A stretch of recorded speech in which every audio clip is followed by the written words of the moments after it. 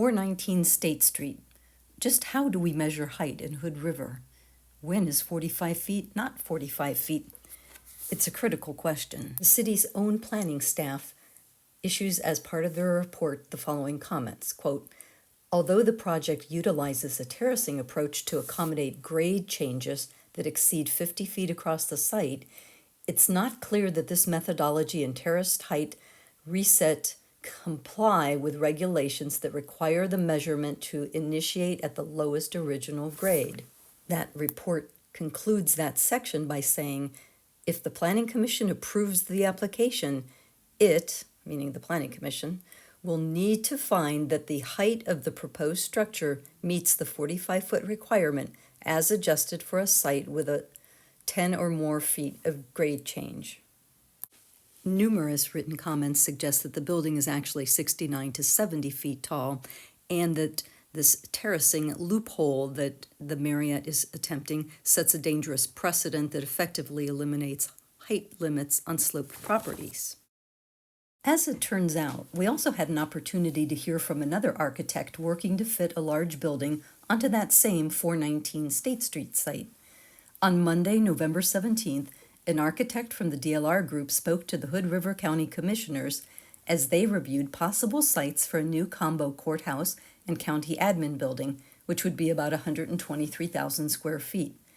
Listen closely to what the architect says as he looks at some conceptual drawings and describes the constraints there and how that architecture group viewed the slope and the height constraints across building tiers.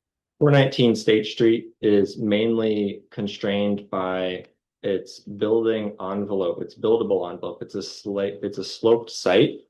What we're looking at here on the top right is an interpretation of the building height limit. And so as this slopes up, there's actually a tiered limit that tiers up with that property. That ends up shaping the building. So, two different architects describing how to measure building height on a sloped property. The Marriott's architects reset the height measurement with each section of the single building. The city's code requires the measurement to start at the lowest grade.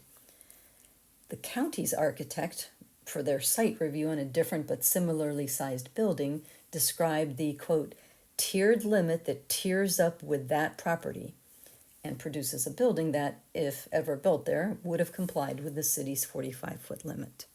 If you've got concerns with the building's height or how the building's height is being measured, the stormwater treatment, the traffic plan, or numerous other issues that others have pointed out, send your comments to the City of Hood River to the attention of Dustin Nilsson.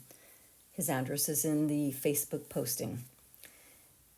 Send those comments in by November 21st, so they're included in the packet that the City Planning Commission will evaluate. The City Planning Commission will meet on December 1st, which is the Monday immediately following the busy Thanksgiving travel and holiday time, and you can also sign up or be present for that hearing. Of course, I have to mention that those who think this is a good project and that it complies with the requirements for the city's building height limits, parking requirements, transportation plan, comprehensive plan, and so on, can also send those comments to the same place, to Dustin Nilsson at cityofhoodriver.gov, and also by November 21st before 5 p.m. Thanks.